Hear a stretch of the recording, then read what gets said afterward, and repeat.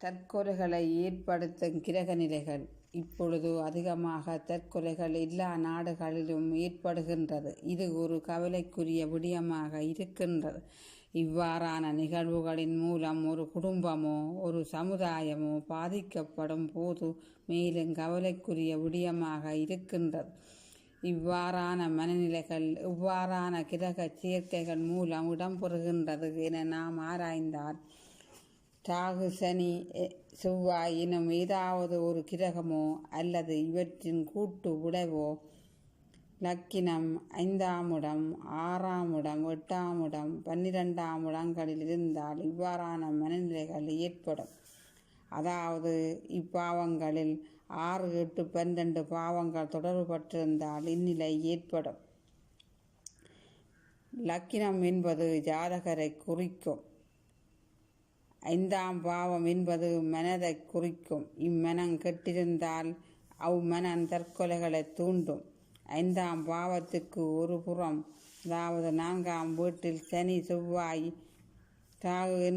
ராகு தவிர சனி, செவ்வாய் என்பன இருந்து மற்றைய புறம் ராகு அல்லது கேது இருந்தால் தீமையான பாவத்தொடர்புகளுடன் கூடியிருந்தால் அந்த பாவம் நசுக்கப்பட்டு இந்த பாவங்கள் 6, 8, 12 பாவத்தொடர்புடன் சேர்ந்திருக்கும் போது சிந்தனை, மனம் என்பன இழந்து தற்கொலைக்கு தூண்டும். இது பாவகர்த்தரி நிலை எனப்படும்.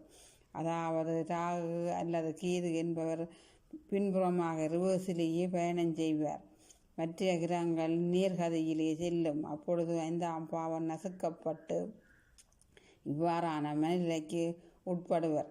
6ஆம் பாவம் என்பது அவர்களது செயலை குறிக்கும். மேலும் லக்கினத்திற்கு மறைவு நிலையாகும். 12ஆம் பாவம் என்பது ஜாதகத்திற்கு மறைவு நிலை, செலவினை குறிக்கும். உயிரின் செலவு இடம்பெறலாம்.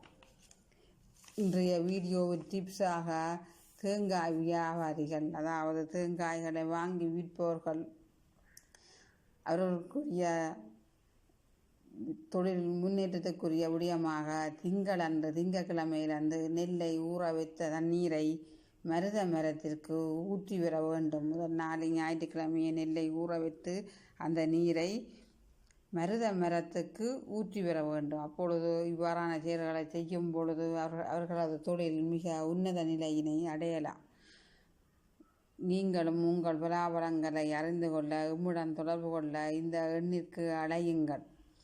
இது மிக துல்லியமான முறையில் வாகை, கலை, விகலை என்பவற்றையெல்லாம் மிக துல்லியமாக கணினி முறையில் கணிக்கப்பெற்று கூறப்படுகிறது. இதில் எந்த விதமான மரபுகளோ ஒளிவுகளோ இல்லை. எல்லாம் சரியான முறையிலேயே கணிக்கப்பெறும்.